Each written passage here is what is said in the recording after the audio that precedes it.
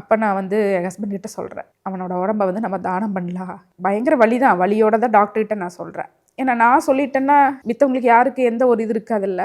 அப்போ நான் சொல்கிறேன், நானே டாக்டர்கிட்ட சொல்லிடுறேன், என்னோட பையனை தானம் பண்ணுறேன்னு நானே சொல்கிறேங்க அப்படின்னு சொல்லி அழுதுகிட்டே போய் டாக்டர்கிட்ட சொல்கிறேன். என்னோட பையனை எவ்வளோ ஆர்கன் எடுக்க முடியுமோ எடுத்துருங்க, எடுத்து எல்லாத்துக்கும் வாழ வைங்க, அந்த உறுப்பு வாழ்ட்டு அதில் எங்களுக்கு ஒரு சந்தோஷம், அதை மட்டும் செஞ்சு கொடுங்க அப்படின்னு ரெக்வஸ்டாக போய் கேட்குறேன்.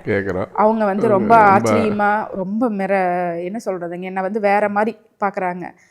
இந்த அம்மா வந்து ஒரு எமோஷனில் சொல்கிறாங்களோ அல்லது நல்லா சொல்கிறாங்களா என்னங்கிற அவங்க வந்து என்னை வந்து விசாரணை பண்ணி அவங்க ப்ரொசீஜர் பிரகாரம் கேட்க வேண்டியதெல்லாம் கேட்டு பிடிச்சி இல்லை. அப்புறம் நான் சொல்கிறேன், ஏன்னா அவனோட ஸ்கின் கூட தானம் பண்ணணும். ஏன்னா ஆர்கனை பற்றி சொன்னதுக்கப்புறம் என்ன சொல்கிறாங்க, அவனோட ஸ்கின் கூட நான் தானம் பண்ணணும், எரிஞ்சு சாம்பலாக விரும்பலை எனக்கு, அவனோட தோல் கூட நான் டொனேட் பண்ணணும் அப்படின்னு சொல்கிறேன். அவனோட போன் மல்கொண்டு டொனேட் பண்ணணும்னு சொல்கிறேன்.